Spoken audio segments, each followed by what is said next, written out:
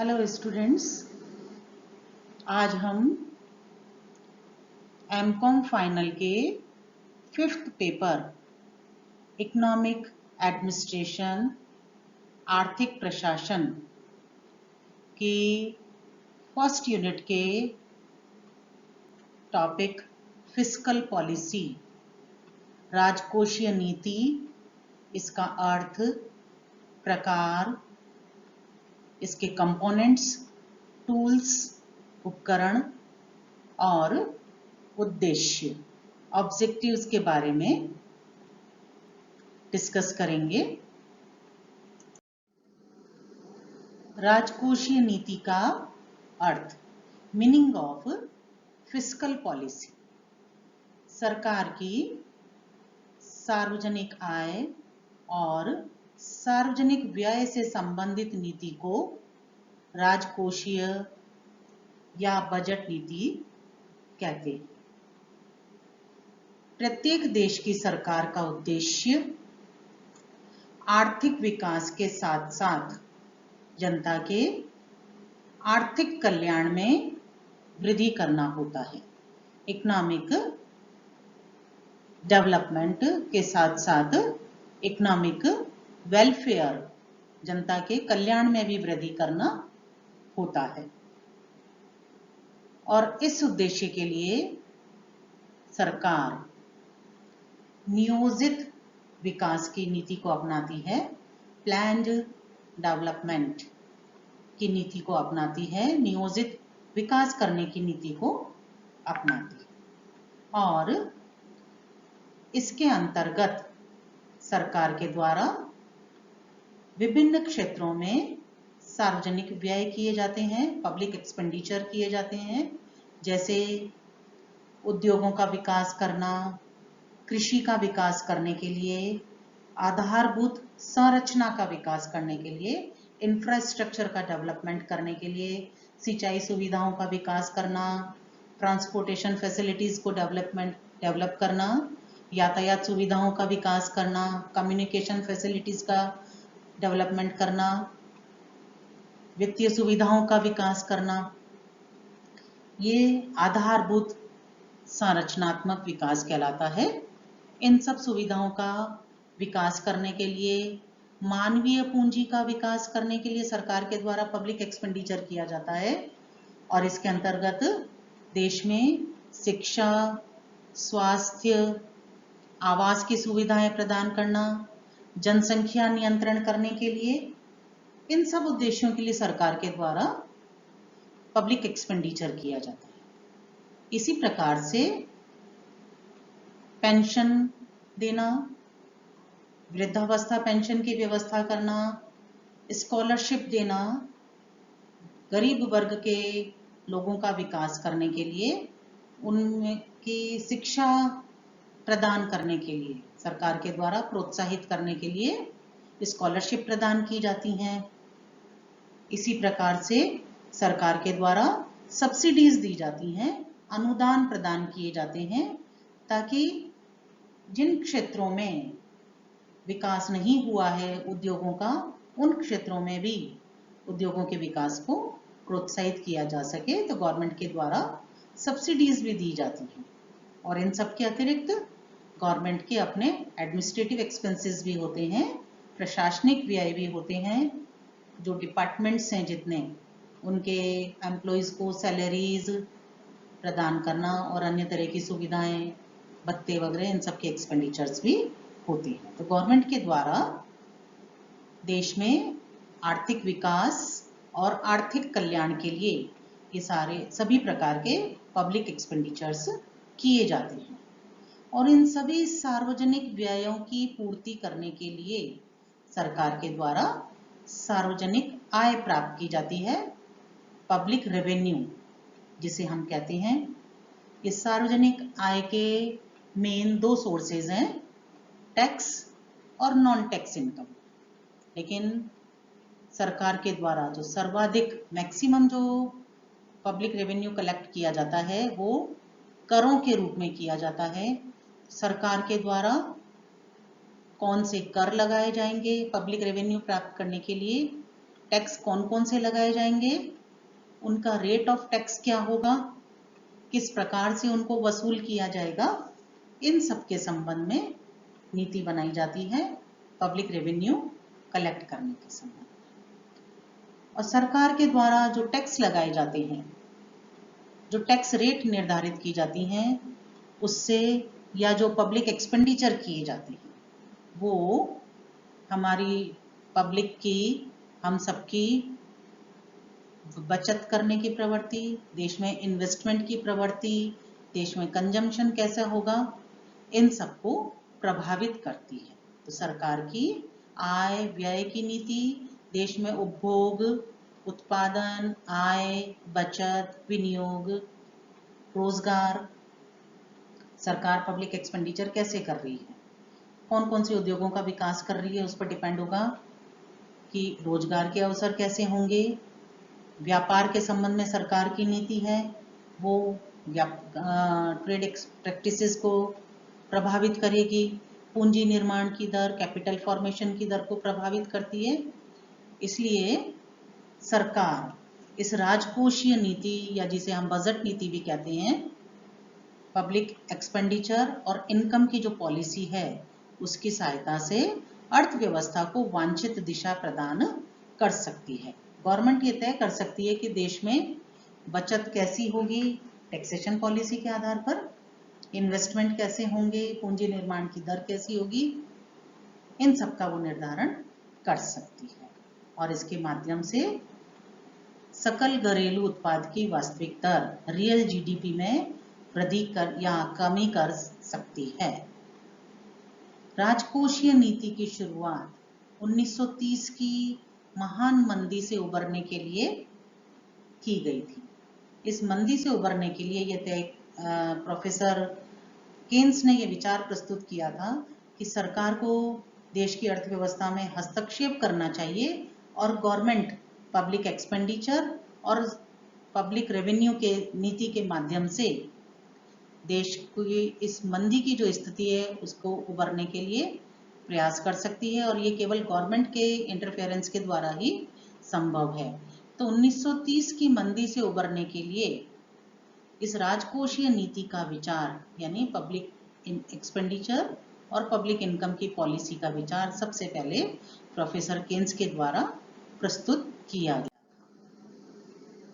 सरकार इस राजकोषीय नीति के माध्यम से अर्थव्यवस्था को वांछित दिशा प्रदान कर सकती है। गवर्नमेंट की टैक्सेशन पॉलिसी, गवर्नमेंट की पब्लिक एक्सपेंडिचर पॉलिसी कि कहाँ व्यय करना है और कितना एक्सपेंडिचर करना है, ये पॉलिसी तय करती है कि देश की अर्थव्यवस्था की दिशा क्या होगी, डायरेक्शन क्या होगा, इकोनॉमी डेवलप्ड होगी, अंडर डेवलप्ड रहेगी या डेवलपिंग होगी, किस तरह की अर्थव्यवस्था रहेगी, ये फिस्कल पॉलिसी के द्वारा डिसाइड होता है। और वांछित दिशा प्रदान करने के लिए इस राजकोषीय नीति के अंतर्गत गवर्नमेंट के द्वारा ये 5 कंपोनेंट्स या टूल्स प्रयोग किए जाते हैं। फर्स्ट है सार्वजनिक आय या करारोपण नीति, दूसरा है सार्वजनिक व्यय नीति, तीसरा है सार्वजनिक ऋण नीति, फोर्थ बजटीय पॉलिसी एंड फिफ्थ है हीनार्थ प्रबंधन जिसे हम डेफिसिट फाइनेंसिंग कहते हैं या घाटे की वित्त व्यवस्था भी कहते हैं। सार्वजनिक आय 2 प्रकार की होती है, टैक्स इनकम और non tax income. Non tax income के अंतर्गत जो मेन सोर्स होता है गवर्नमेंट की रेवेन्यू का, वो है सार्वजनिक क्षेत्र के उद्योगों के द्वारा जो प्रॉफिट गेन किया जाता है, जो लाभ प्राप्त किया जाता है। नॉन टैक्स इनकम का मेन सोर्स ही है। इसके अलावा फीस है, कमीशन है, गवर्नमेंट को जो सब्सिडीज प्राप्त होती हैं विदेशों से, वो सब कई तरह के साधन हैं जो नॉन टैक्स इनकम के अंतर्गत आते हैं। लेकिन मेन सोर्स जो पब्लिक रेवेन्यू का है वो कर आय होती है। ये टैक्स 2 तरह के हैं, डायरेक्ट टैक्स और इनडायरेक्ट टैक्स। डायरेक्ट टैक्स के अंतर्गत इनकम टैक्स, कॉरपोरेट टैक्स, निगम कर, संपत्ति कर इत्यादि आते हैं। और इनडायरेक्ट टैक्स, जिसे अब हम जीएसटी के नाम से जाते हैं, गुड्स एंड सर्विस टैक्स के नाम से जानते हैं, वस्तु एवं सेवा कर। सेकंड टूल है पब्लिक एक्सपेंडिचर, सार्वजनिक व्यय।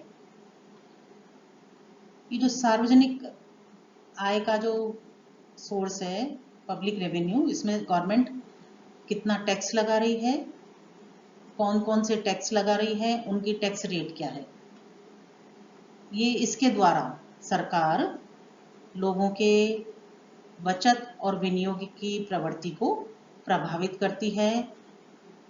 गवर्नमेंट के द्वारा जो ये टैक्स लगाए जाते हैं, इसे निर्धारित होता है कि पब्लिक के पास में डिस्पोजेबल इनकम, व्यय करने योग्य आय कितनी बचेगी। तो गवर्नमेंट अपनी इस टैक्स पॉलिसी के आधार पर यह निश्चित कर सकती है कि बचत, विनियोग और पूंजी निर्माण की दर कैसी होगी। अगर टैक्स पॉलिसी गवर्नमेंट की प्रोत्साहन देने वाली है तो सेविंग्स, इन्वेस्टमेंट और capital formation and production and income increase होगा। लेकिन अगर गवर्नमेंट की टैक्स पॉलिसी उचित नहीं है तो देश में अव्यवस्था की स्थिति भी उत्पन्न हो सकती है। इसी तरह से सेकंड टूल है पब्लिक एक्सपेंडिचर। पब्लिक एक्सपेंडिचर के अंतर्गत गवर्नमेंट डेवलपमेंट एक्सपेंडिचर करती है, कृषि, उद्योग, आधारभूत संरचनात्मक व्यय, मानवीय पूंजी का विकास करने के लिए शिक्षा, स्वास्थ्य, श्रम कल्याण, स्वच्छता, जनसंख्या नियंत्रण। गवर्नमेंट के प्रशासनिक व्यय भी होते हैं। इसके अलावा सरकार के द्वारा पेंशन, स्कॉलरशिप और जन कल्याण व्यय किए जाते हैं। जैसे मिड डे मील की योजना प्रारंभ की गई है कि सभी जो स्टूडेंट्स हैं गवर्नमेंट स्कूल में पढ़ने वाले, उनको भोजन की व्यवस्था प्रदान करना, उनके लिए उपलब्ध करवाना। इन सब के माध्यम से सरकार ये सब सारे टूल्स यूज करके गवर्नमेंट अर्थव्यवस्था को वांछित दिशा प्रदान कर सकती है। गवर्नमेंट राजकोषीय नीति के अंतर्गत सबसे पहले ये डिसाइड करती है कि पब्लिक एक्सपेंडिचर कितने किए जाएंगे, और फिर उन सार्वजनिक व्यय को पूरा करने के लिए सरकार पब्लिक रेवेन्यू कलेक्ट करती है, सार्वजनिक आय प्राप्त करती है और ये निश्चित करती है कि टैक्स कितने लगाए जाएंगे और कौन कौन से लगाए जाएंगे और रेट ऑफ टैक्स क्या होगी। क्योंकि main source of public revenue is tax. अगर सार्वजनिक व्यय अधिक हैं और इनकम कम है तो इस डेफिसिट को पूरा करने के लिए, इस घाटे को पूरा करने के दो तरीके हैं। इसके लिए सरकार सार्वजनिक ऋण लेती है, public debt.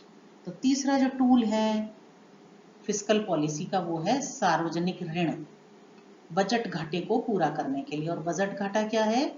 Expenditure is greater than public revenue.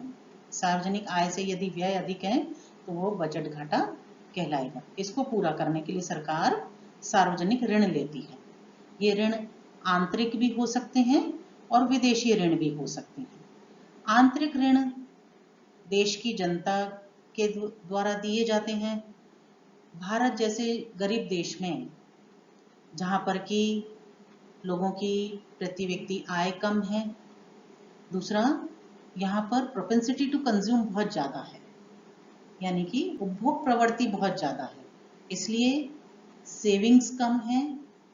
और सेविंग्स, एक तरफ तो सेविंग्स कम है और दूसरी तरफ अभी विनियोगों के प्रति, इन्वेस्टमेंट के प्रति इतनी जानकारी नहीं होने के कारण अगर सेविंग्स भी हैं तो फिर इन्वेस्टमेंट कम है, जो कि पूंजी निर्माण की दर में वृद्धि कर सकें, कैपिटल फॉर्मेशन को इंक्रीज कर सकें। तो हमारे यहाँ पर अगर सेविंग्स भी हैं तो डिसहोल्डिंग ज़्यादा है, जिसमें कि सोने में, मकान, जमीन, इनमें विनियोग करना हम ज़्यादा सुरक्षित महसूस करते हैं।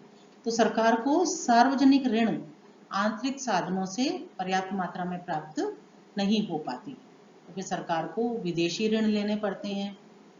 दीर्घकालीन जितनी भी विकास योजनाएं हैं, इन पर क्योंकि बहुत बड़ा एक्सपेंडिचर होता है, बहुत अधिक बड़े अमाउंट में इन्वेस्टमेंट किया जाता है, इसलिए सरकार को विदेशों से ऋण लेने पड़ते हैं। और ये विदेशी ऋण या तो विदेशी सरकारों से लिए जाते हैं या फिर जो अंतर्राष्ट्रीय वित्तीय संस्थाएं हैं उनसे ये ऋण प्राप्त किए जाते हैं। तो सरकार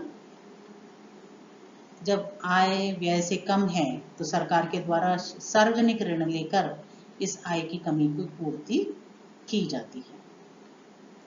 यदि अविवेकपूर्ण ऋण नीति अपनाई, यानी विदेशों से बहुत अधिक ऋण ले लिए और फिर उनका सही प्रकार से प्रयोग नहीं किया, तो देश में ऋण भार में वृद्धि हो जाएगी और इसका अर्थव्यवस्था पर बुरा प्रभाव पड़ेगा। इस बजट के घाटे को पूरा करने का एक तरीका है सार्वजनिक ऋण, और दूसरा तरीका है कि इस डेफिसिट को हीनार्थ प्रबंधन के द्वारा या घाटे की वित्त व्यवस्था के द्वारा पूरा किया जाए। इसके अंतर्गत सरकार नई मुद्रा का निर्गमन करती है, नई मुद्रा को चलन में लाती है। इससे क्या होगा कि उत्पादन तो नहीं बढ़ रहा है, लेकिन सर्कुलेशन में मुद्रा आने के कारण लोगों की मॉनेटरी इनकम इंक्रीज हो जाएगी, और मॉनेटरी इनकम इंक्रीज हो जाने के कारण डिमांड बढ़ेगी, और डिमांड बढ़ने से वस्तुओं की कीमतें बढ़ेगी, यानी जनरल प्राइस लेवल, सामान्य कीमत स्तर इंक्रीज हो जाएगा और मनी इन्फ्लेशन की स्थिति उत्पन्न हो सकती है।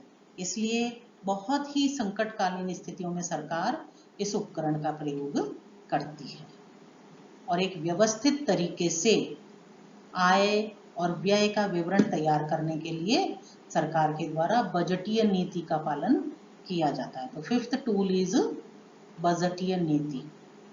इसके अंतर्गत सरकार के द्वारा एक निश्चित अवधि के आय, व्यय, बचत, विनियोग इत्यादि का स्वरूप निर्धारित करने के लिए बजट बनाया जाता है। जैसे हमारे देश में प्रत्येक वर्ष हमारे देश के वित्त मंत्री के द्वारा 1 फरवरी को आगामी 1 वर्ष में विकास का पैटर्न क्या रहेगा, स्तर क्या रहेगा, क्या सार्वजनिक व्यय और सार्वजनिक आय का पैटर्न क्या रहेगा, किस तरह से आय प्राप्त की जाएगी, किस तरह से व्यय किए जाएंगे, विनियोगों को, बचत को किस तरह से प्रोत्साहित किया जाएगा, इन सब के संबंध में बजट प्रस्तुत किया जाता है। तो भारत में प्रत्येक वर्ष 1 फरवरी को वित्त मंत्री के द्वारा संसद में बजट प्रस्तुत किया जाता है। राजकोषीय नीति के प्रकार। सरकार के द्वारा मुद्रा प्रसार और मुद्रा संकुचन की स्थिति को नियंत्रित करने के लिए ये टूल्स का प्रयोग किया जाता है, जिनका हमने अभी जिक्र किया था। इनका प्रयोग किया जाता है। राजकोषीय नीति के माध्यम से सरकार देश में कीमत स्थिरता, पूर्ण रोजगार, आर्थिक समृद्धि के उद्देश्य को प्राप्त करने के लिए सकल मांग को प्रभावित करती है। पूर्ण रोजगार किसे कहते हैं? कि जब देश में उत्पादन का एक भी साधन बेरोजगार न हो। प्रत्येक देश की सरकार का उद्देश्य यह होता है कि देश में पूर्ण रोजगार की स्थिति रहे, यानी बेरोजगारी न रहे। इसके लिए सरकार क्या करती है कि एग्रीगेट डिमांड को प्रभावित करने का प्रयास करती है। एग्रीगेट डिमांड क्या है? उपभोग के लिए मांग, विनियोग के लिए मांग, सरकारी व्यय, सरकार के द्वारा वस्तुओं और सेवाओं की खरीद किया जाना, और शुद्ध निर्यात। इन सब का जो कॉम्बिनेशन है, इसको हम एग्रीगेट डिमांड कहते हैं। और एग्रीगेट सप्लाई क्या है? सकल पूर्ति, मतलब देश में उत्पादित वस्तुओं और सेवाओं की मात्रा सकल पूर्ति कहलाती है, और इनकी उपभोग, विनियोग, सरकारी व्यय और शुद्ध निर्यात के लिए जो मांग होती है उसे हम एग्रीगेट डिमांड कहते हैं। तो सरकार मुद्रा प्रसार और मुद्रा संकुचन की स्थिति, जब भी जिस तरह की परिस्थितियां अर्थव्यवस्था में हैं, उनको नियंत्रित करने के लिए इस राजकोषीय नीति का प्रयोग करती है। इसके लिए सरकार 2 तरीके अपनाती है। या तो वो करों के प्रकार, मात्रा और दरों में परिवर्तन करेगी, या अर्थव्यवस्था के विभिन्न क्षेत्रों में व्यय के स्तर में परिवर्तन किया जाएगा, या दोनों में परिवर्तन किया जाएगा। और सरकार के द्वारा ये जो राजकोषीय नीति के उपकरण हैं, टूल्स हैं, इनका किस प्रकार से किन उद्देश्यों के लिए प्रयोग किया जाता है, इसके आधार पर राजकोषीय नीति के 3 प्रकार हैं। पहला है तटस्थ, न्यूट्रल फिस्कल पॉलिसी। ये नीति कब अपनाई जाती है? जब अर्थव्यवस्था में संतुलन में हो और सार्वजनिक व्ययों की पूर्ति पूर्णतः कर आय से की जाए। अर्थात सार्वजनिक व्यय जो हैं उनको पूरा करने के लिए सरकार के द्वारा जो टैक्स के रूप में आय प्राप्त की जाती है, केवल उन्हीं से पब्लिक एक्सपेंडिचर की पूर्ति हो जाए। इसे हम न्यूट्रल फिस्कल पॉलिसी कहते हैं। इसमें सरकार के द्वारा कोई सार्वजनिक ऋण इत्यादि नहीं लिए जाते हैं। अगर अर्थव्यवस्था में संकुचन की स्थिति है, मंदी की स्थिति है, तो सरकार अर्थव्यवस्था को गति प्रदान करने के लिए पब्लिक एक्सपेंडिचर में वृद्धि करती है और करों में कमी करती है, ताकि लोगों के पास में करों में कमी की जाए, लोगों के पास में डिस्पोजेबल इनकम में वृद्धि हो, व्यय योग्य आय में वृद्धि की जा सके। लोग उसके कारण उपभोगों के लिए मांग में वृद्धि होगी, कंजम्पशन के लिए। मांग में वृद्धि होने के कारण देश में कीमत स्तर में वृद्धि होगी। कीमत स्तर बढ़ेगा तो विनियोगों में वृद्धि होगी, विनियोगों के लिए मांग बढ़ेगी, उत्पादन में वृद्धि होगी, रोजगार के अवसरों में वृद्धि होगी, और इससे राष्ट्रीय आय में वृद्धि होगी। इस प्रकार सरकार जीडीपी में वृद्धि, ग्रॉस डोमेस्टिक प्रोडक्शन में वृद्धि कर सकती है। तो जब संकुचन की स्थिति होती है, उस संकुचन की स्थिति में अर्थव्यवस्था को गति प्रदान करने के लिए सरकार के द्वारा विस्तारवादी एक्सपांशनरी फिस्कल पॉलिसी को अपनाया जाता है। और अगर अर्थव्यवस्था में मुद्रा प्रसार की स्थिति है, मनी इन्फ्लेशन हो गया है, देश में उत्पादन की मात्रा की तुलना में यदि मुद्रा की मात्रा में वृद्धि हो गई है, चलन में मुद्रा की मात्रा अधिक है, इसके कारण लोगों की मौद्रिक आय बढ़ गई है और इस वजह से सामान्य कीमत स्तर में वृद्धि हो जाती है, तो इसे हम मुद्रा प्रसार की स्थिति कहते हैं। और इस स्थिति को नियंत्रित करने के लिए सरकार के द्वारा यदि सार्वजनिक व्ययों में कमी की जाए और लोगों की व्यय योग्य आय में कमी करने के लिए करों की दर में वृद्धि कर दी जाए, जिससे कि लोगों के पास में डिस्पोजेबल इनकम कम रह जाए। जब उनके द्वारा पास में आय कम रहेगी तो डिमांड कम होगी और इससे सामान्य कीमत स्तर को नियंत्रित किया जा सकेगा। तो सरकार के द्वारा ये 3 प्रकार की राजकोषीय नीति अपनाई जाती है। राजकोषीय नीति के उद्देश्य क्या हैं? क्यों सरकार के द्वारा सार्वजनिक व्यय किए जाते हैं? क्यों सरकार के द्वारा सार्वजनिक आय के संबंध में नीतियां बनाई जाती हैं? इसके मुख्य उद्देश्य हैं पूर्ण रोजगार के स्तर को प्राप्त करना, मूल्य स्थिरता को प्राप्त करना, यानी कि मुद्रास्फीति पर नियंत्रण करना। क्योंकि अगर देश में मुद्रास्फीति की स्थिति है तो इससे लागतों में भी वृद्धि होगी, कॉस्ट में भी वृद्धि होगी। यदि प्रोडक्शन कॉस्ट में वृद्धि होती है तो वस्तुओं की कीमतों में वृद्धि होगी और इसका हमारे देश के निर्यातों पर विपरीत प्रभाव पड़ेगा। तीव्र आर्थिक विकास करने के लिए सरकार राजकोषीय नीति को अपनाती है। सार्वजनिक आय में वृद्धि करना, सार्वजनिक व्यय देश के तीव्र आर्थिक विकास करने के लिए और आर्थिक कल्याण में वृद्धि करने के लिए सरकार को जैसे कि भारत जैसे जितने भी डेवलपिंग कंट्रीज हैं उनमें गवर्नमेंट को बहुत अधिक पब्लिक एक्सपेंडिचर करना पड़ता है।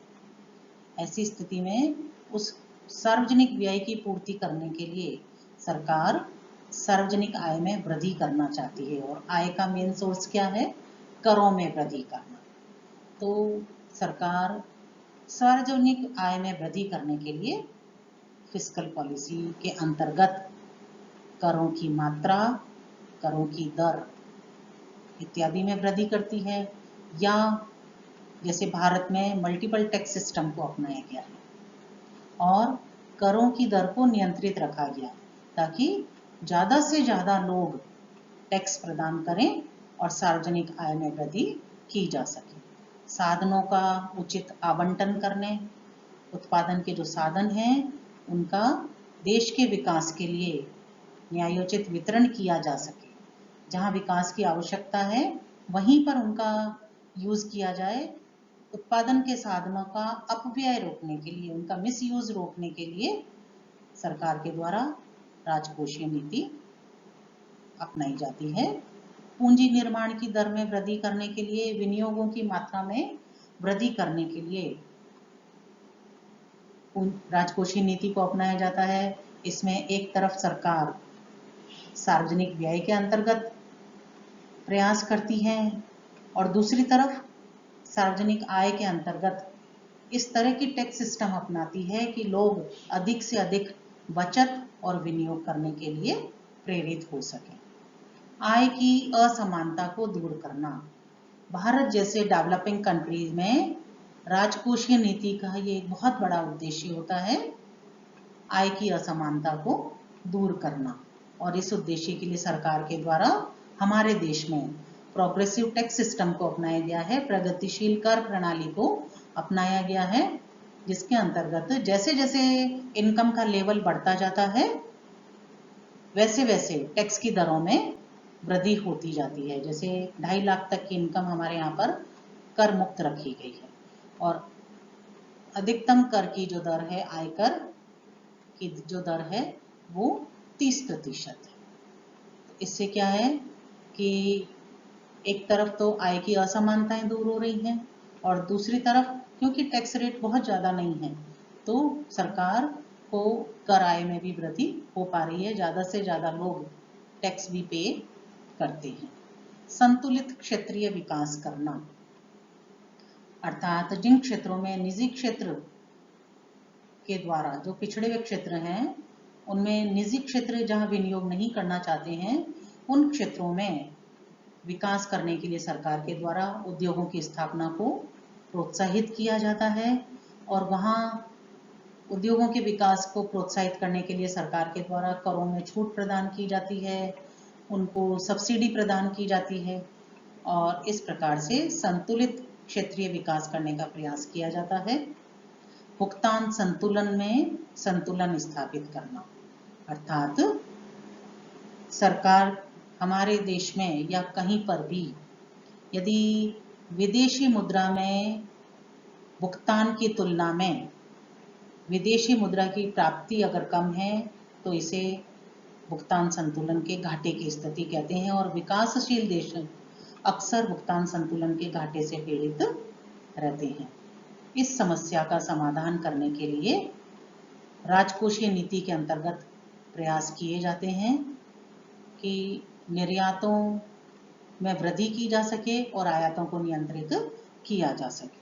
जैसे भारत में आत्मनिर्भर भारत के कॉन्सेप्ट की शुरुआत की गई है, मेक इन इंडिया, अर्थात ऐसी वस्तुएं जिनका अभी तक हम आयात कर रहे थे उनका उत्पादन भारत में ही किया जा सके, इसको प्रोत्साहित करना जिससे कि भुगतान संतुलन असंतुलन की समस्या का समाधान किया जा सके। एंड लास्ट वन इज राष्ट्रीय आय में वृद्धि करना। सरकार के द्वारा एक तरफ सार्वजनिक व्यय करके उत्पादन क्रियाओं में वृद्धि करना और दूसरी तरफ टैक्स सिस्टम के द्वारा बचत, विनियोग और पूंजी निर्माण को प्रोत्साहित करना जिससे कि राष्ट्रीय आय में और प्रति व्यक्ति आय में वृद्धि हो सके और आर्थिक कल्याण के उद्देश्य को प्राप्त किया जा सके। तो ये राजकोषीय नीति के प्रमुख उद्देश्य हैं। Thank you.